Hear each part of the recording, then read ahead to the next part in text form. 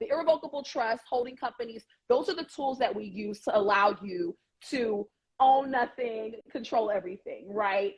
They're really powerful tools, but a lot of times people are trying to skip past that foundational, which So, all girls are somebody. All girls are the weak, and then get to that place.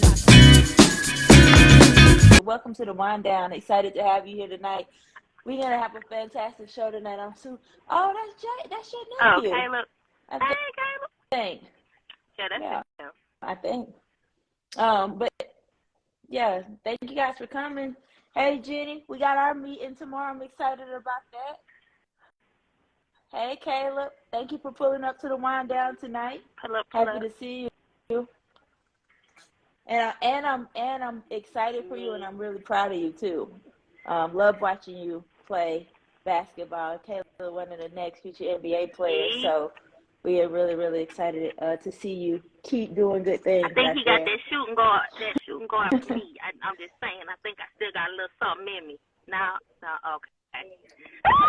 You ain't got nothing. Hey, we got 1 minute to the WineDown. I hope y'all got y'all what you got? ready. What you got? I like some green tea. Okay. No. It is. I'm done with you. It is, and it is. Hey, you got time to let your friends know we are live right now on the WineDown. We got a very, very, very good show tonight. Could be a perfect show for you, Caleb. We have Miss Sa'cha Brackins coming on. She's going to talk to us about asset planning, wealth management. She's a business lawyer, and she trains estate planning and entrepreneurs. So this is going to be a very, very insightful show tonight, and get your friends on board because you don't want to let anybody you care about miss it. So how about that? How was your weekend, Trey? Girl, my car got hit. My car got hit last week, and so I've been trying to. The guy, he wanted to just send me money, trying to be off the books, Lord. So I tried to work with the man. So anyway. So that happened. But the girls are here. They have a K-pop concert. They love some K-pop, honey. So they going tomorrow night. Hey, girl. That is like that. But that's all. I'm going to the casino this weekend. I don't know who money I'm gonna spend though. Oh, to Biloxi? Yeah. No, it's one here in not here, but it's one in Murphy, North Carolina. It's only like 2.5 hours away. Okay, that sounds fun. Hey, we live right now. WineDown kicking off. It's 5:31. I got Tanisha on the line. What's up? I got my cousin on the line. I need to come see you, cousin, because these folks don't do me right with my hair out here.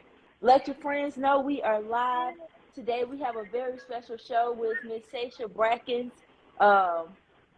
She has a lot of great information that she's going to be sharing, and you don't want to be selfish and hoard all the information, so make sure you let your people know we are live. Hey, what's the word of the day tonight, Trey? Future. Let's do future. Future. Oh, I like that. Yeah, you got to secure the bag for your future. You got to get yourself together for your future. I like that. Have you been watching that? I haven't seen it yet. I've been hearing about it. You watched it? Girl, that thing is crazy. Hey, Chris, welcome to the WineDown. What's up? What's up? Everybody, thank y'all for joining us. But yeah, it's crazy. It's got Chloe on the first scene banging old dude from what's the name of that show? Snowfall. Chloe banging Franklin.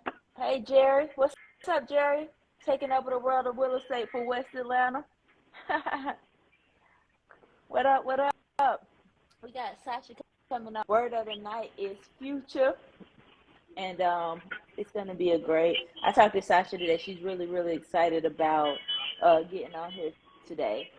I realized that, it's just like when you got the cheat code, or you don't have the cheat code, right?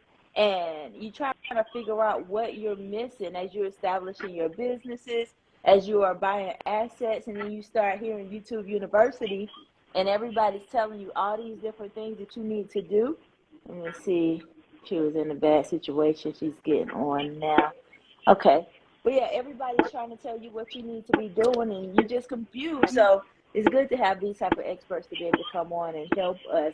Hey, Sasha's in the chat. Sasha's on, ready to give you guys some great information. You still got time. Let your friends know we are live right now, and we got Miss Sa'cha Brackins coming in. Queen Sa'cha is coming. Hi, welcome to the WineDown, Sa'cha. Thank you so much for having me. Super excited to be here with y'all. And yeah, definitely ready to drop some gems and unlock this access to information and access to resources. So cheers to all the future trust fund babies on the call. Yeah. We've been trying to get you on here for months. So I'm Trina, you might want to mute because I can hear a lot of background on your side. But yeah, we've been Oh, I can't hear you. Okay, there you go.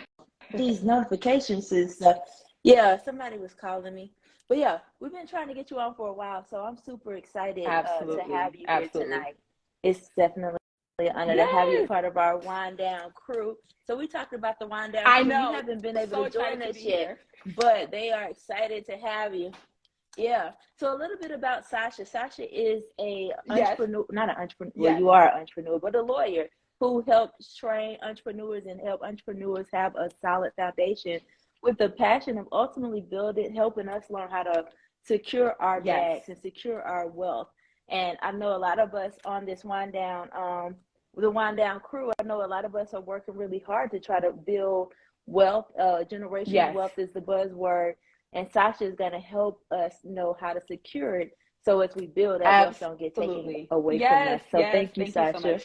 So go ahead, Sa'cha. You got the floor. I'm excited. You got the floor. Y'all can't tell I'm passionate about this whole Black wealth movement, this new money, first generational millionaires. And I know there's some billionaires in the room too.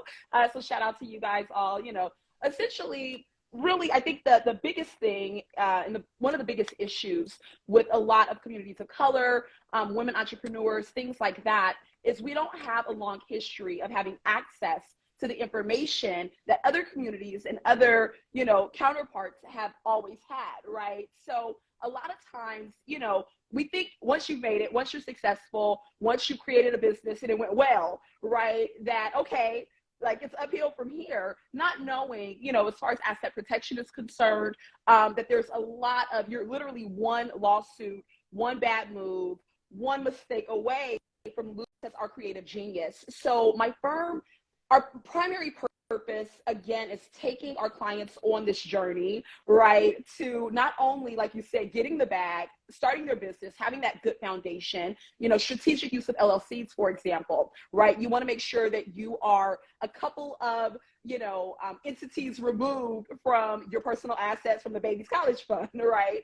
On the other hand, once you move into that, you want to make sure that you also own what you're creating. So we do copyright work, we do trademark law, patent law, right? And then finally, ultimately, when you have this thing going and, contracts are in place and you have a firm foundation, you really want to be able to fly from there and really start thinking about your children, your grandchildren, even if you're not a parent, right? Your nieces, nephews, there's probably somebody in your life that you want to make sure that you're able to take care of on one end. And then also you want to put yourself in a position where, again, one lawsuit doesn't take you under, right? One bad move doesn't mean the end of everything that you worked for.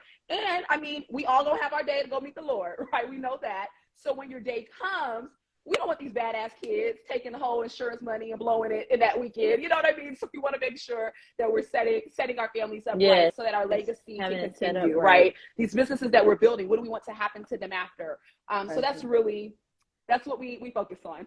So from start to finish, I love that. So I have a couple questions for you, Sa'cha. Is there's a lot of entrepreneurs on the line right now, and it's a lot of people that's going to see this, including myself. We're all just trying to be the best versions of ourselves and be the best business owners we can be. But like you said, access to information and even knowing what questions to ask is an issue in our community because we don't have that information. So you talked about entrepreneurship and LLC, and I know that's a lot of time one of the first questions when people start their business.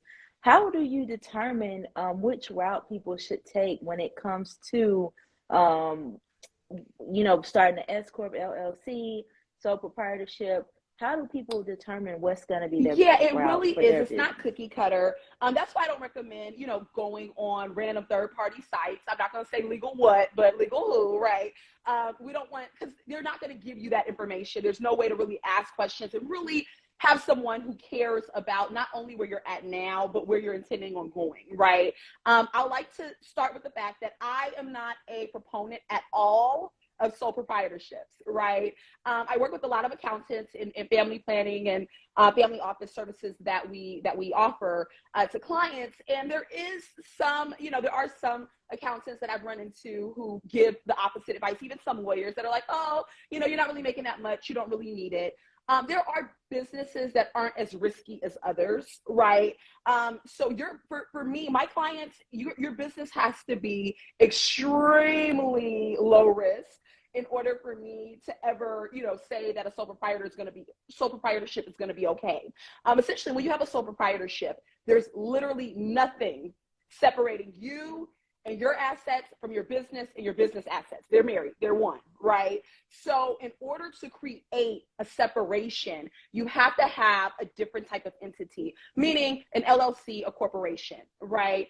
An S Corp, that's kind of a bit of a caveat because it's a corporation or an LLC under law. And all it is when you're asking for an S Corp, you're asking for a certain a way to be taxed, right? A certain code or a certain permission for the way that you're taxed. Mm-hmm. So just to kind of clear the air, an S Corp is not an entity that you form, right? You form the entity and then you ask for this special tax designation. Same thing with like a nonprofit, mm-hmm. right? It's still a corporation, but you're just filing for that kind of special, it's a special corporation, right? So similarly, again, typically my clients are looking at either going the LLC route or the corporation route, right? When we're making that decision, if they know, for example, that they're planning on building this business to sell, right? If they're in tech, and if they're in places like that, if they're looking for immediately starting to attempt to get, do series funding, or go for rounds of funding, things like that, we're going to go with the corporation, right? 9 times out of 10. Also, it's likely going to be, if they're going for funding, we're probably going to do a Delaware corporation more specifically, right? On the other hand, if they're like, hey, I'm not too sure, I want to build this thing out, I might keep it in the family, it's a family business, or if it's extremely risky, right? If somebody's putting something on their skin, ingesting something, putting something on their body, all of that, that's a red flag, right? So if we can, we're going to do an LLC, because an LLC is actually an asset protection tool under law, right?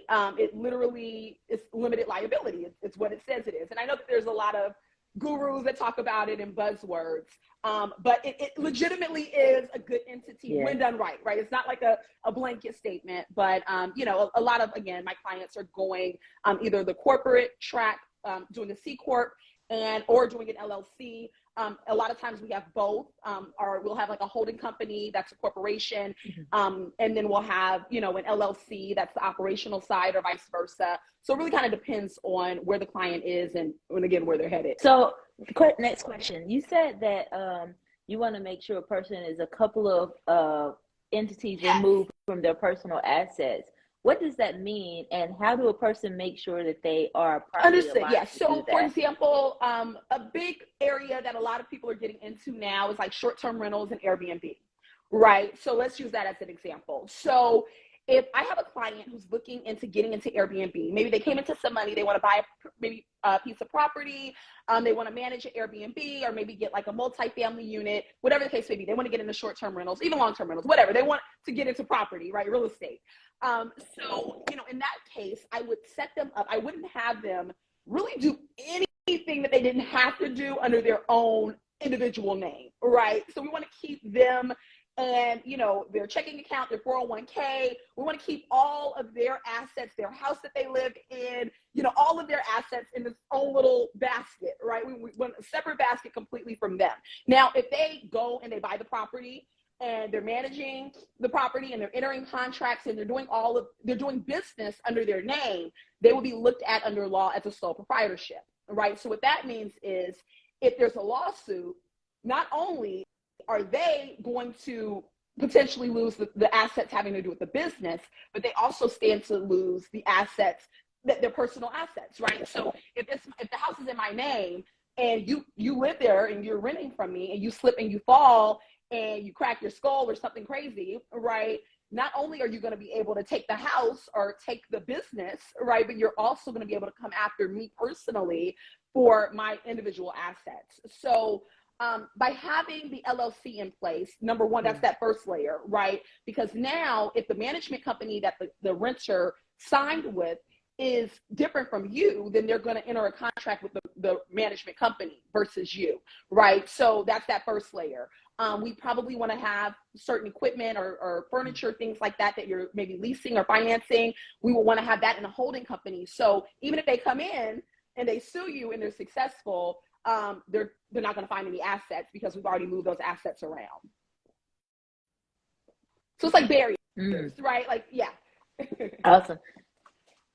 Yeah, definitely. So question for people who, questions, it's a two-part, because I hear a lot of person and on the real estate side, a lot of people coming to me, hey, I want to do this house in the LLC, but they don't have any, they don't have their documents together to be able to purchase an asset in their business name. Obviously, you being in this business, what advice would you have for people who are interested or already own property and they want to be able to switch that to an LLC, or looking to do short-term rentals and trying to figure out the best route of doing that? What recommendation do you have for them? It can go a few different ways. It's so funny. I've literally had this exact conversation twice today. I had 2 calls and both we had the conversation about switching property into an LLC, right? So unfortunately, there's a lot of internet gurus that make it seem like it's just, cut, dry, easy. You just do it and there's no, no spillover, no drama. And it's not the case, right? It can be an uphill battle if the company is not already established, right? So what I do recommend is build business credit.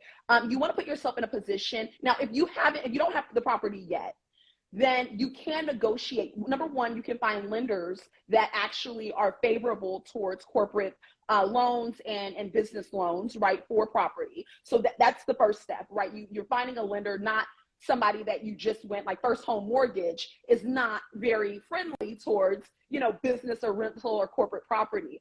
So number one, if you have not purchased anything yet, you want to negotiate terms from the start with your business in mind, especially if it's a new business, right? So what that means, it's almost like you would be co-signing, so to speak, for that business, right? So if I have ABC Corporation and I'm Sa'cha Brackins, I might say, hey, lender, I'm doing this under ABC Corporation. I know ABC Corporation has no history, so run my credit, here's some leverage, here's down payment, those types of things, but I would put my business on the deed. Does that make sense? You can add your business to the deed if you already have a property. However, it's really up to the lender on if they allow you to get it out of your name completely.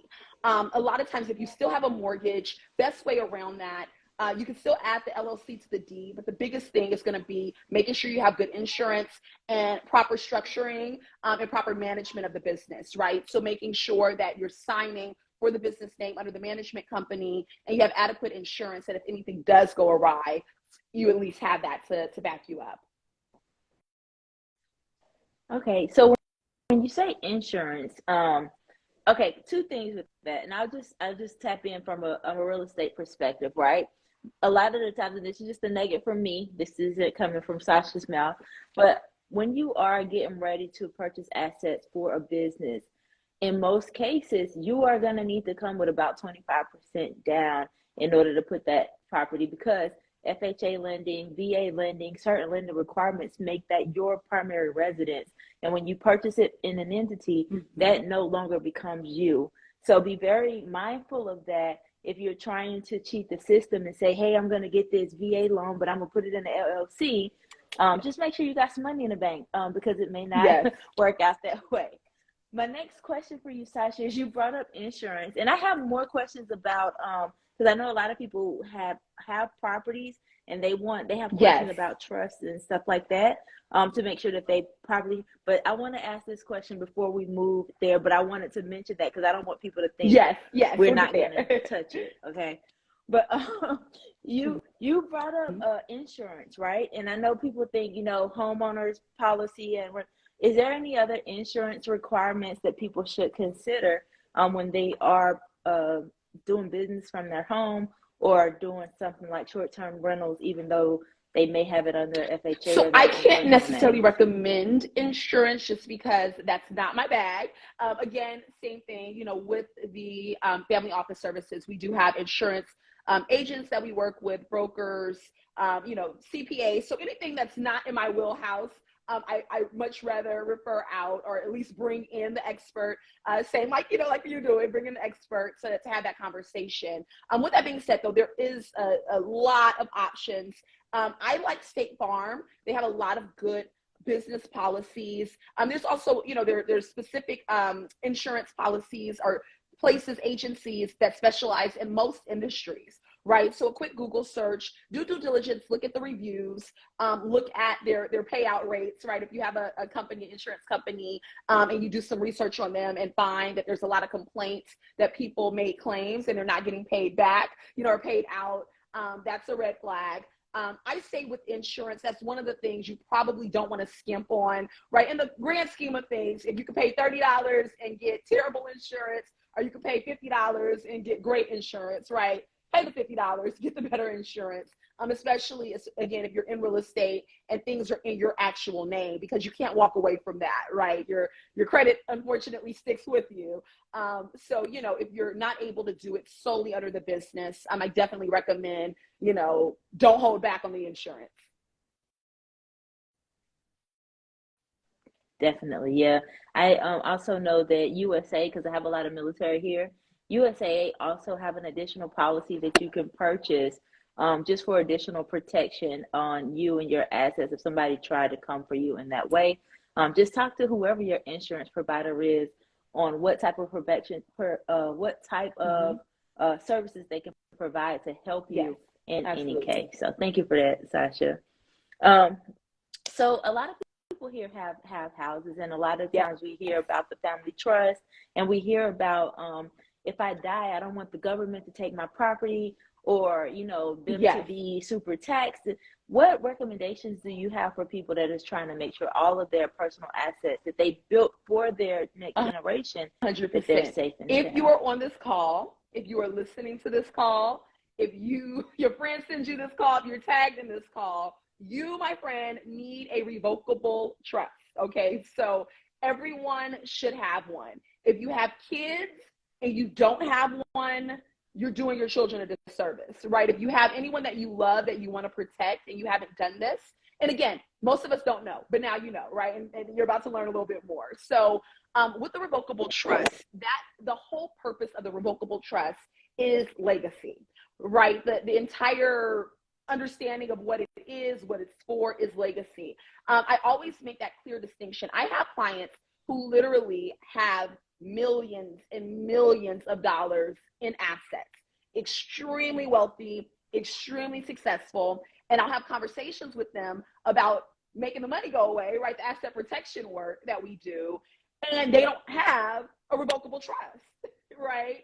I don't know. I don't think I shared, but my background is in the music industry. So I worked as a booking agent for probably about a decade before law school. And I still am in the space. I'm kind of in a different capacity a bit.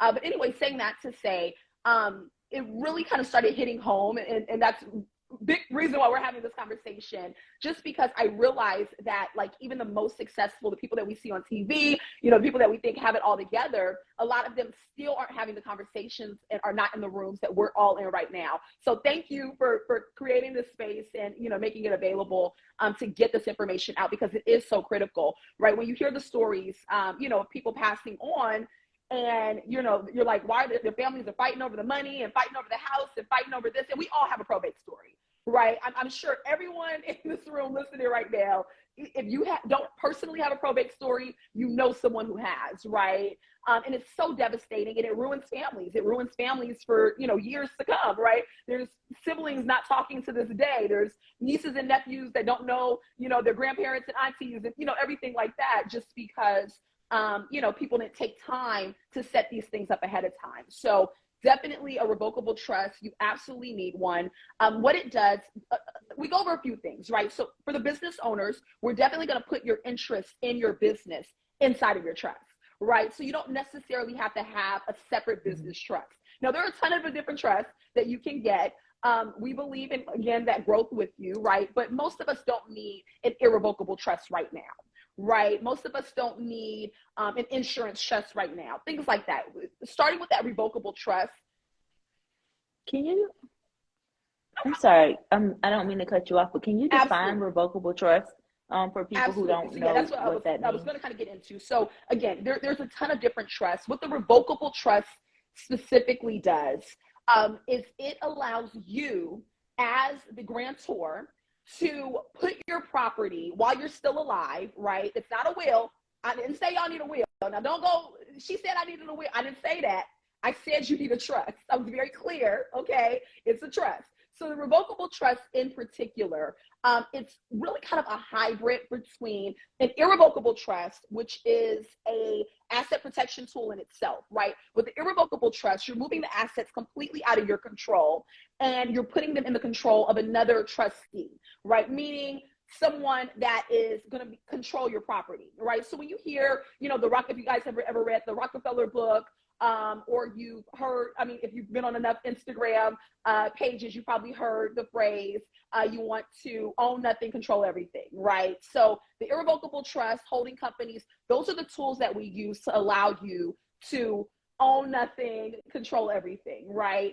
They're really powerful tools, but a lot of times people are trying to skip past that foundational, which is the revocable trust, right? And get to the other things. So with the revocable trust, like I said, it allows you to be the grantor as well as the trustee, right? So with that kind of dual role and being both, you have full control over your property for your lifetime, right? So when it kicks in is actually when there's either death or incapacitation, right? With the will only, number one, a will still has to go through probate court, right? So that means if y'all got a letter somewhere in your Bible where you wrote out what you want, what your wishes are, or even if you have an actual will, you had a notary come, you guys signed, right? Your family is still going to probate court 9 times out of 10, right? So with that being said, the trust is the only thing that allows your subsequent trustee, your successor, to step into your shoes, right? So if you fall out on a Thursday, that successor trustee can walk right into the bank on, a Friday morning and, make sure your mortgage is still paid, make sure your children are still taken care of, make sure, your car is, gets out of the shop, right? All of the things, whatever you were involved in and whatever that trust document says, your successor trustee can make happen for you. And that's even before death, right? And then at death, that's going to give, again, end of life decisions are covered under your trust, right? Do you want your powers of attorney are going to be included in your trust documents? Everything from your bank account, like I said, to your business interest, to your life insurance policy, to grandma's china, to grandpa's lucky penny, right? All of your items, all of your things are going to be covered in the trust. And again, as it grows and changes and life grows and changes, we're there to grow and change with you, right? So we can add to it. We can take away from it. We can, take note of additional kids. I always make the joke, for a lot of parents, we're worried about the kids now, but when we get to our grandkids, which I'm not there yet, but when we get to our grandkids, we're like, these kids, like, give it to my grandbabies, right? So we can pivot, with life as it happens. But all in all, you just want to make sure you have a solid strategy about what happens next. It's almost like life insurance, right? You don't need it until you need it, but when you need it, you really need it, right?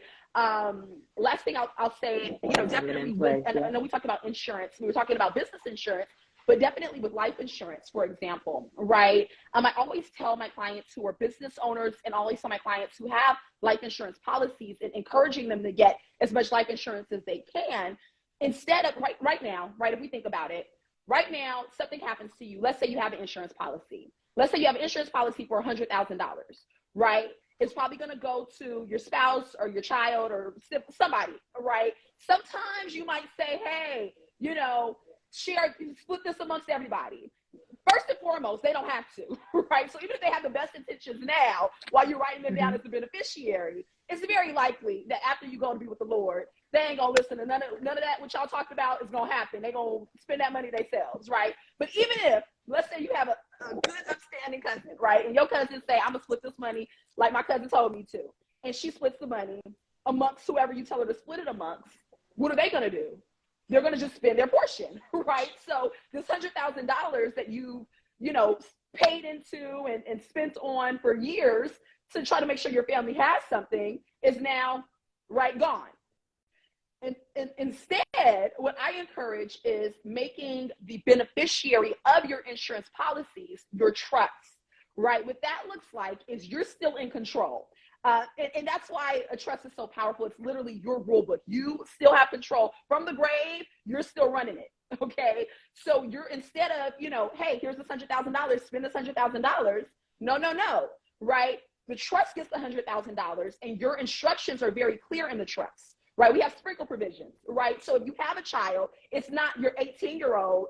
First of all, you didn't take care of the baby, had 5 years before they turned 18. They were on the struggle bus, right? Didn't nobody want to take care of them. And then when they get 18, they get all this money. What are they going to do with it, right? So instead of having it where you're 18, you get your life insurance. If you have an underage child, let's say, it's okay. When you're 18, you get $10,000 for college. When you're 21, you get $10,000 for this. When you're 25, you get, you know, $15,000. And, you know, when you're 35, you get this. Or better yet, right, if your child is underage, pay for my child's benefit out of this $100,000, give my child $1,000 per month, right? Meanwhile, while your child is still having something, a stipend, you know, you're still benefiting your family and benefiting your child, the money is growing in the insurance, right? Because you also have instructions for your trustee to invest and reinvest and invest and reinvest and invest and reinvest this $100,000, right? So as your child is still being cared for, nobody in your family, nobody in your friend group now has this $100,000 that it's like, ooh, do I really, you know, like they don't have to make those decisions. It's already declared what's going to happen. So the money is able to grow while your child still benefits. Same thing with business owners, right? If you have a business in here, if you set your business up properly, we can have instructions in your trust documents that say, keep the business going. Something happens to me, tap in a successor, tap in a president.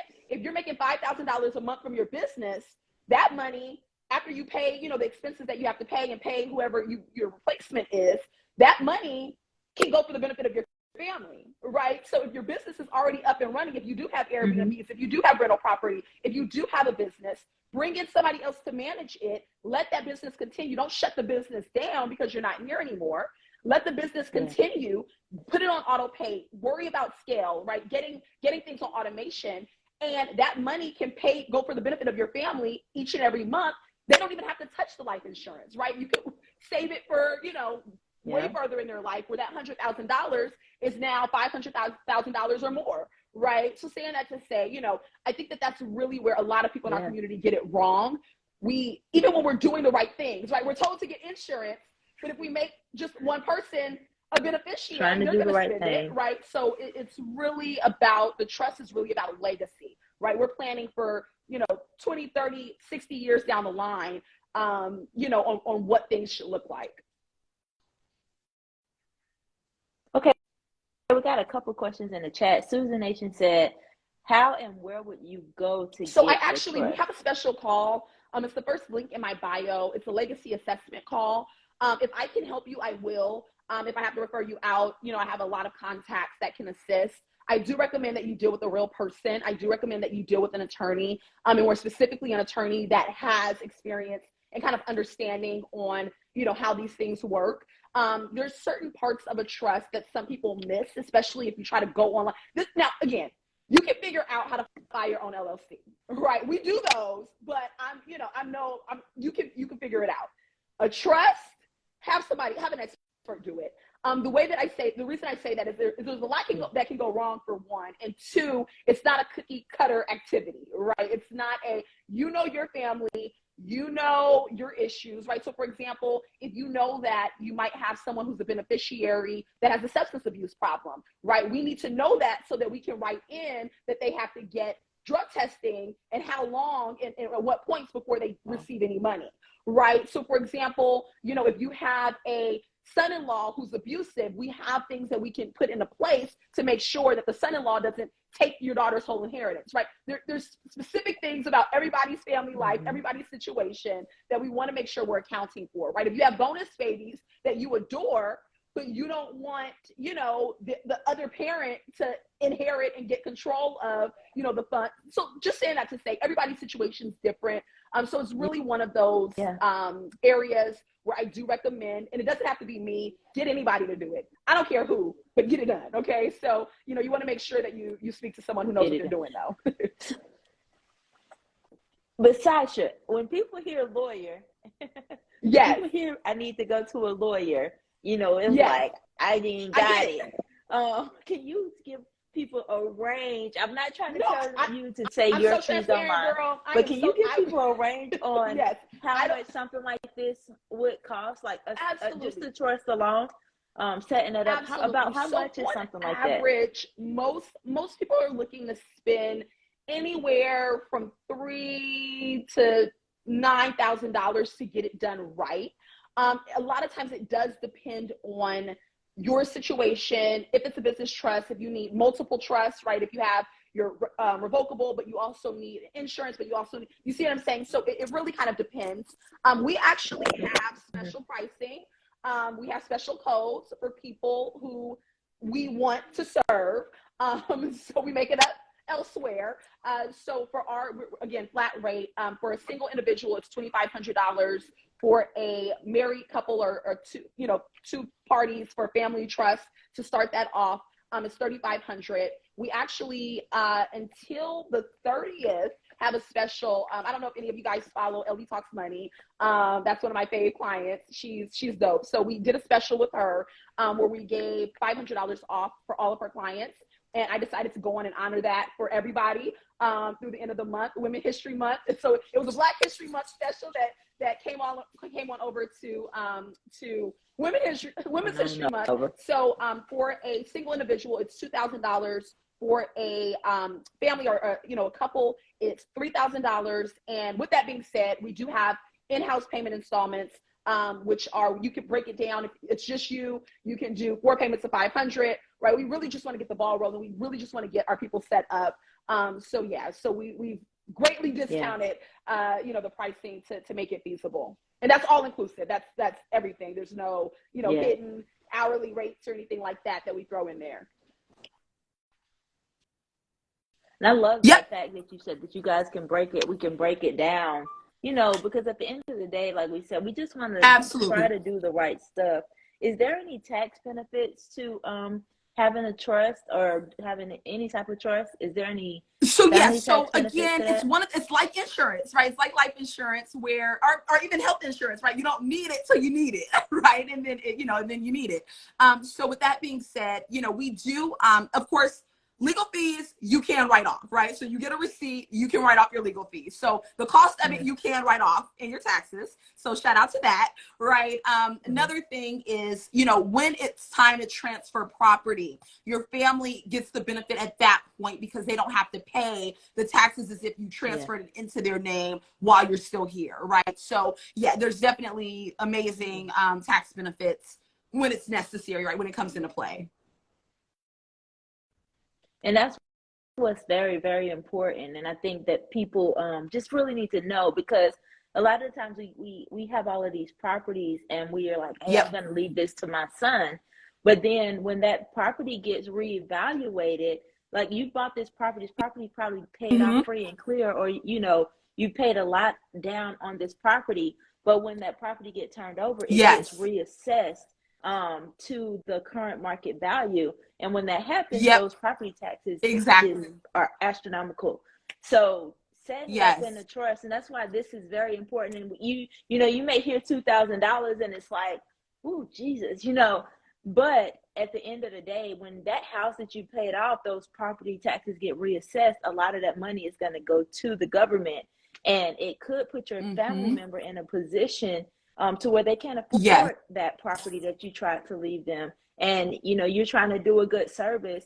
And you know, it could come back and it could be a Yes, detriment to that person that's taking a burden 100%. to that person that's taking on if it's not properly 100%. done. It's so, So and that's that was one of very those things. important It's to know. not an ongoing, and that's why I really am a proponent of revocable trust. It's literally after it's done, and you don't have to really worry about it. It's business as usual, right? So just like you pick up your checkbook and you write the check for your mortgage and you pay your car note, you'll be doing the same thing, right? So it's one of those, bite the bullet, get it done. Literally, we can get started for $500. We knock down, typically my consultations are $350. We have a $99 legacy assessment call, right? It's literally $100, under $100, and we can sit for 30 minutes and go over what you specifically need and, you know, how and if it'll benefit you. I will honor that pricing. So even if you can't get in, it's the first link in my bio, even if you can't get in, you know, right now, and it takes a week or two for us to get an appointment time, I will still honor the $500 off. Yeah, so, you know, and again, and that's even if you do payments. We don't check your credit. We're not gonna, you know, go in and take it from your account, right? We literally give you the link. As soon as we get it back, we start get the ball rolling, get the process started, and you pay as you go. And then, you know, after it's paid off, we get everything executed and you have a trust, right? So it's important. It's one of those, we absolutely have a duty to our families. We have a duty to the generations that come after us. It's not really a like, do I need one?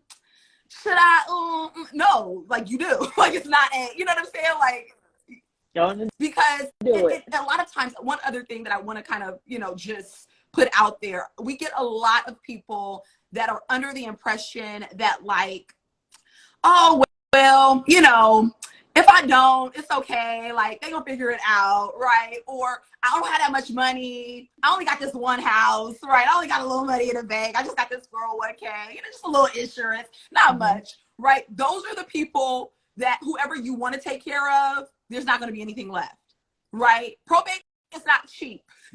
So anybody who thinks probate is cheap, right? The state fees aren't ridiculous, but there's attorneys that are everybody's drawing off of that little bitty house that you got, right? So if you have one house and you want to leave it to, let's say, your granddaughter, or you want to leave it to your niece, right? But your sister and your mama and your daddy you ain't seen in 50 years, right? All are saying, oh, no. All of their attorneys are pulling their fees out of that house.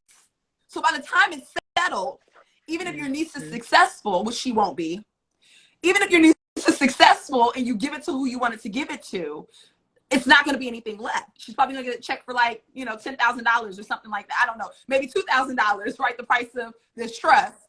And then you're going to be rolling over in your grave, but that's what happens. And they're going to tax it. And they're going to tax it. And they're going to tax it. So yeah. Okay, it's a couple more questions. I'm gonna roll through if that's okay with you. Chris said, is it worth getting the insurance that covers the home in case of death? I get them all the time in the mail, but wasn't sure what it really does on the back end. Are you saying like you get something in the mail saying that you can just get additional I've heard insurance? of those. I do have quite a few clients that have those policies. If you have, for example, like a term policy and you have an extensive amount in your mortgage, or at some point in your life you get like a reverse mortgage, those types of things, it makes most sense. We can still set it up even with your current insurance, right? So if you have a decent life insurance policy, we could set it up where whatever portion needs to be set aside to pay off the remainder of the mortgage is done so through the insurance policy that you have. So if, you know, it's, for example, a lot of equity in the house, you know, things like that, we could just set it up with your own insurance policy. If it's only a few dollars more, it can't hurt. But it's one of those things, for example, you know, if you pay into it monthly and it's, let's say it's $500 a month or something like that, right? That might not be worth it because we could have just put a little extra, got a little better policy with the life insurance and got the same thing achieved, right? So it probably depends on the offer. Yeah, the offer and the house. Chris said, I have a trust to ensure the guardians of the kids when I leave. She also put in here that she paid $5,500 for her setup. So that's just an example of understanding the discount that you're getting with Sa'cha versus other opportunities. You know, we talking about $2,000 versus $5,500. Yep. Ooh, Jesus, that's a $200, 200% up. She said, "Thank God my financial advisor told me that." Train said, like on Power, his trust said that he have to graduate from college before he get access to that money. So you setting it up. Mine was 5,500. I almost fell out. I just fell out when you gave it. She said she just fell out when she said it was 5,500. Yes. I'm so detailed. I need things in place. I don't want my kids being taken advantage. I think she said advantage of. Yeah. Because people, when you have those funerals and all these different things, and grandma and grandpa don't work they behinds off to pass down this house, and that's all they work for their whole life. Devastating. And it's just a lot of horrible stories. I don't want to beat a dead horse, but you know, our intentions are good. We just want to make sure that our intentions are heard when we're no longer here. And this is the thing, even if your intentions are terrible, that ain't nobody's business but yours. If you want to leave, you know, everything you got to your puppy, it's your money and it's your puppy. That's on you. You know what I'm saying? Like, at the end of the day, I know that that's extreme, but I'm saying that to say, like, ultimately, you get to decide what happens. And it's nothing that you have to share with anybody. Yeah. So even if there's some things in there that hurt some feelings, right? A trust also gives you the benefit of being able to have that privacy as well, right? And that, again, you know, colored folks always want to be so private about everything. As soon as it hits probate court, everything's coming out, right? The side family coming out, the drama coming out, the who said what to who, you know, and not only is it coming out amongst your family, it's public record. Everybody's going to know your business. You see what I'm saying? With the trust, it's literally a discreet, you walk out, trustee walks in, business as usual, right? Nobody had to know none of your business at all, right? Versus public record. So that alone, for a lot of folks, is like, oh, wait, I didn't know it was, it's absolutely, it's going to be in the court records. Anybody, nosy neighbor can look up all of your business. Yeah. And I mean, some families, you know, they deal with stuff, but it's a lot of people. You just never know how people are going to receive your death, and people feel that entitlement to you and in death and what you have. Yeah. Yes. It's okay. I'm gonna keep going because I know we're starting to push the timeline a little bit. Carlina said I came in a little late, but you guys spoke about the difference between revocable and irrevocable trust. Can you say what Absolutely. So in irrevocable trust, again, the goal is both. A lot of my clients have both. Okay. We start with the revocable trust. The revocable trust is legacy driven, right? The revocable trust ensures that while you're building, everything that you build is accounted for and planned for, right? So that's going to make sure that when you leave here, or if you ever get sick, we all saw with COVID, right? How many people were laid up in hospital beds for months on end, that business continues as usual, right? So the trust allows you to appoint people to come in and just execute on your rule book that you're creating. The trust is your rule book. They just get to come in and execute on that. Irrevocable trust, on the other end, is an asset protection tool. We use asset protection and we use irrevocable trust to essentially move things completely out of your power, your control. We use those a lot when people have risky businesses, when they're wealthy and there's an abundance of assets, and we don't want them to be, if somebody does sue you, we don't want them to be able to recoup funds immediately. Like, we want to make it real hard for them to find money and therefore take money from you. So by having the revocable trust, holding companies, things like that, those tools are more so focused on a strategy to protect your assets long term, right? We can still have all of your interests, you know, go to your revocable trust, but the revocable trust is more legacy. The irrevocable trust is more long-term asset protection, if that makes sense. So, you know, there's reasons that you need both.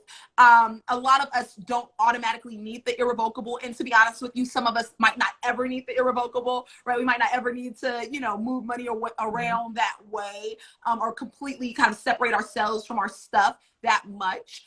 It really kind of depends on the area that you're in. So for example, if I have clients that are in, you know, the medical space, if I have clients who are, you know, high net worth, right? Those types of things. That's when we're having the conversation more so about the irrevocable, and how that can, kind of be a strategy to get some assets out of their name. All right. Sue asked, is there a certain amount of time you give to pay the 2,000? We let, we go, I mean, we'll give you a couple of nudges throughout. A lot of people go off of their pay periods, every other pay period.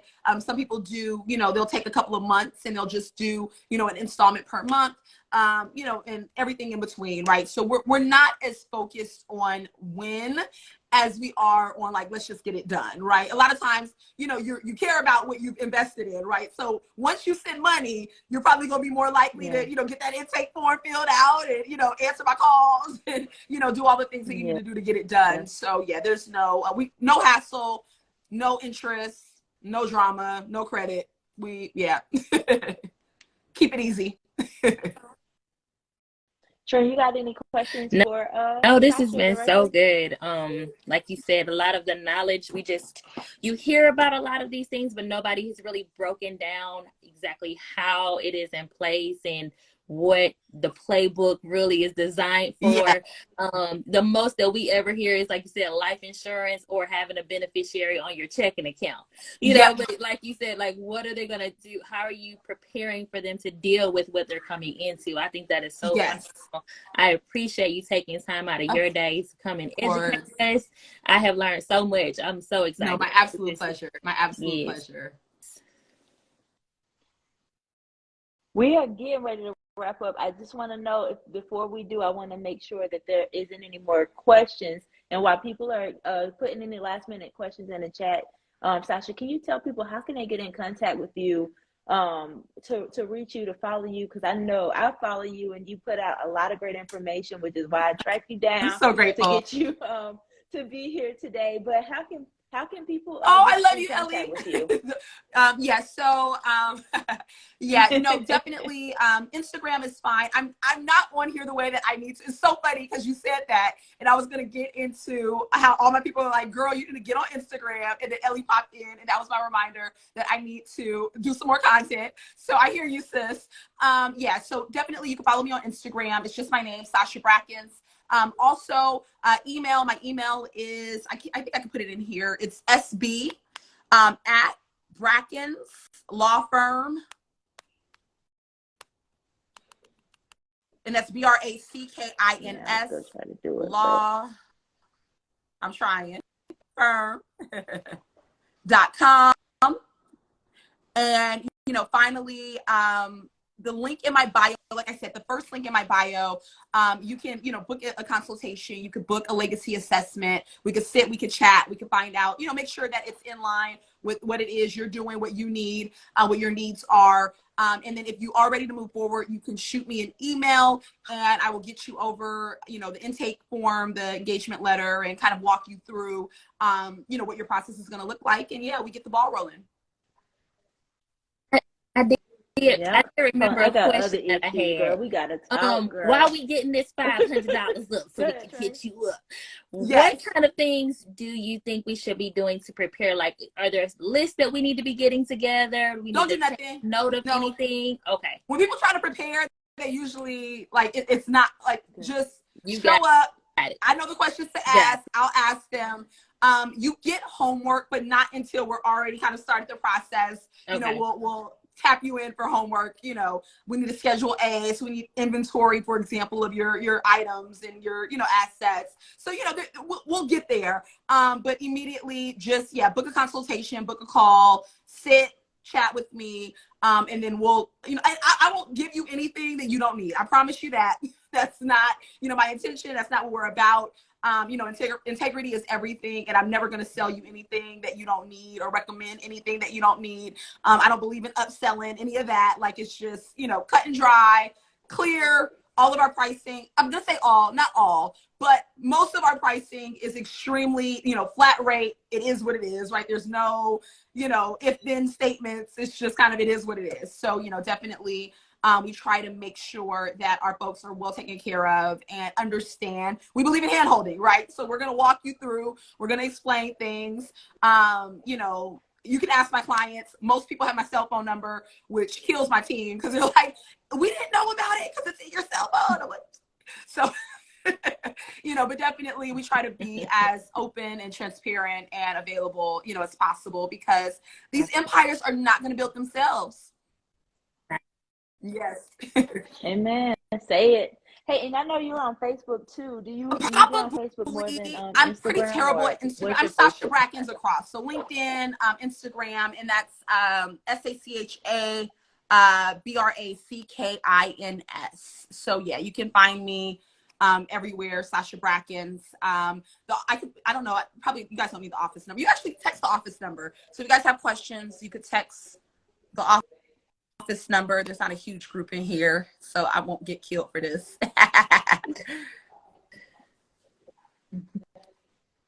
Okay, I dropped the business line in there as well. Awesome. One more question came in. Can you add assets that you may acquire 100%. after the trust is done? And Girl, is yes. there additional fees So after your trust is set up, it is great in that it's very low maintenance. You don't have to, like, you know, do a whole bunch of maintaining it. However, if major life changes happen, for example, you know, change in marital status, you have some babies, you know, buy some property, any major life changes, give us a call. Otherwise, we'll ping you probably annually, like, hey girl, you good? I'm good. You good? You good? We good? Okay, we good? Okay. And then, you know, we don't have to meet, right? So there'll be some years that you don't have to meet with us. You don't have to, you know, do anything. And then, you know, when things happen, let us know.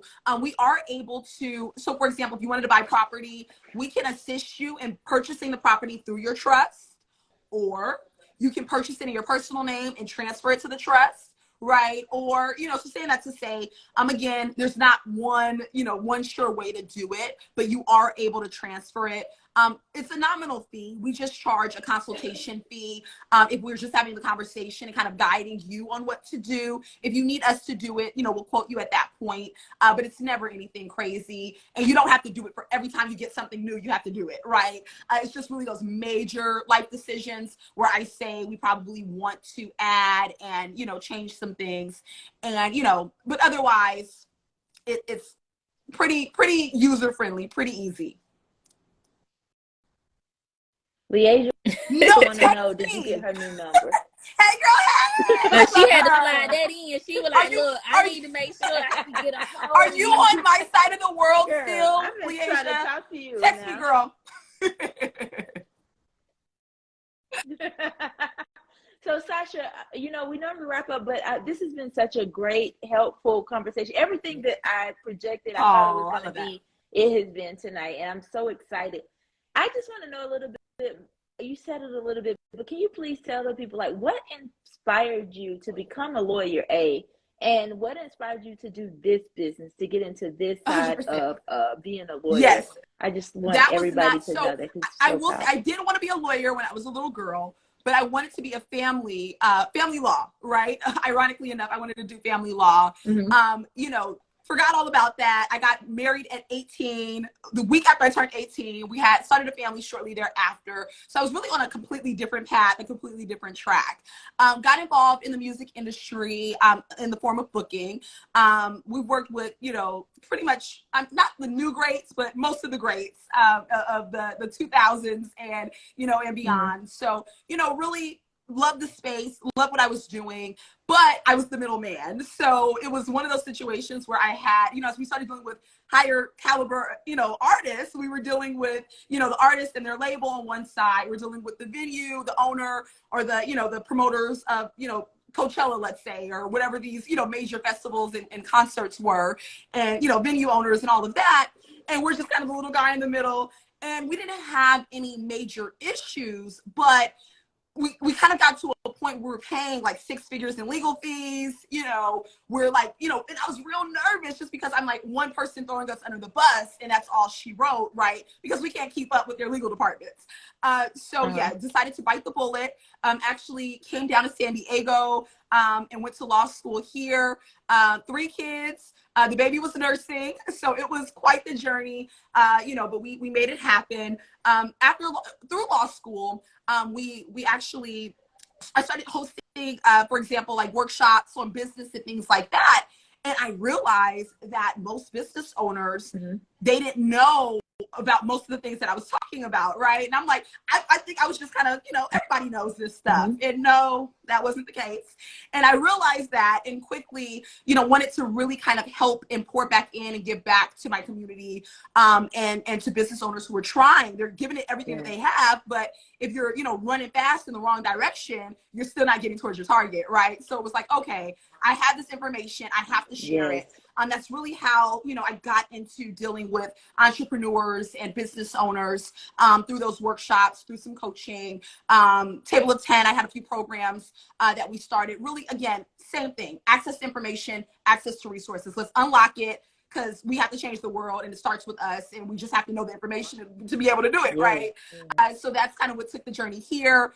And then, like I said, in recent years, the last couple of years have been quite rough. There's been a lot of loss, and I've had so many clients who lost parents, lost family members. To be honest with you, really what got me having the conversation out loud, because the asset protection side of the business, I've been doing for a while, and I've been doing it more so for clients, right? Like I have the trademark practice, and that's what gets the limelight, so to speak. We had a contract with, the County of San Diego to provide trademarks to, Black entrepreneurs. And, it's very, very trademark heavy. And I'm kind of secretly doing the asset protection kind of off in the back, but I didn't want to confuse my, my clientele, right? Like, what do you do exactly? But I knew that my clients needed it, especially my celebrity clients, my clients in the entertainment industry, executives, things like that, doctors, so I've been doing it for a while. But I started speaking outwardly about it shortly after when we lost Takeoff. I worked with Amigos back when I did back when I did booking years ago. And it really kind of hit close to home, because it was one of those situations that nobody said anything. You know what I mean? Nobody is telling these young men, these young women that are literally overnight millionaires, how to protect their families long term, right? It's like you have the agents, you have labels, you have, on the sports side, you have, owners of the team, you have all of these people around you that are spending your money happily, right? That are all and their families are good. You think that everybody in his camp's family didn't have their family set up? Right. And, so situations like that continue to happen. And I was like, I have to get this information directly to consumer, directly to my clients. And to be honest with you, for my actual, clients that we primarily serve, the services are typically a lot more expensive.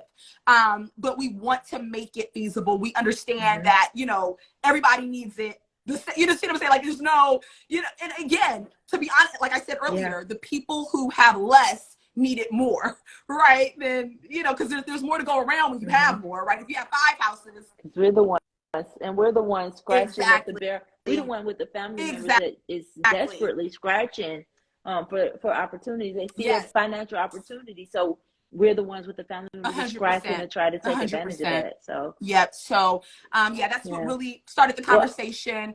More so about the asset protection and the importance of having it. And like I said, I think that sometimes when we're in certain rooms and in certain spaces, we tend to forget that not everyone that we want to serve is in the same room and has the same opportunities in the same spaces. So that's really at the forefront of the work that we're doing. And just, again, literally share this stuff with a friend. Tell a friend and tell a friend. You need a trust. If you are walking this earth, especially if you have family, especially if you have, loved ones, if you have a spouse, if you have a child, you need a trust. Keep your family out of probate court, right? Nobody thinks that they're going to end up there. But life happens, right? We all have our day. Death is certain. Right. And, my prayer is that we all live amazing, long lives. But death is certain. So we want to make sure that we're doing what we can, now to ensure that no matter when our day is, our families, can continue to be taken care of. Our legacy is still strong. Our businesses don't fold. Our home doesn't get lost. Everything that we're literally one generation, right? How many of us are first generation entrepreneurs, first generation millionaires, first generation everything, right? So it has to start with us. If it doesn't start with us, when? We do. Yeah. Yeah. Yes. Thank you so much for being here. If you did not know, if you did not see, you can follow Sa'cha on Instagram at @Sa'cha Brackins. You can also follow her on Facebook. Her email is in the chat. The replays for this will be up in about 24 to 48 hours. You can go to my YouTube channel. It's Ronesha Nation. You can follow me, Ronesha_Nation. Follow Trina. What's your sexy about business? But yeah, make sure you're following us. If you are trying to get in touch with Sa'cha and you don't know how, please reach out to me. I'll make sure I provide you her contact information.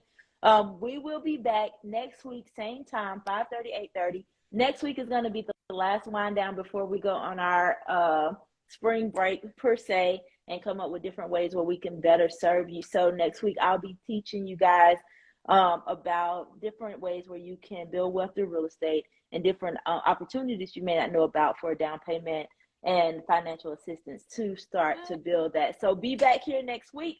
It's going to be another great conversation. Sa'cha, again, I'm so honored and thankful that you came. I'm looking forward to taking you to lunch and building a long relationship with you. And Trina, always. Bye everyone. Thank you for coming. Thank you. Yeah. We appreciate you.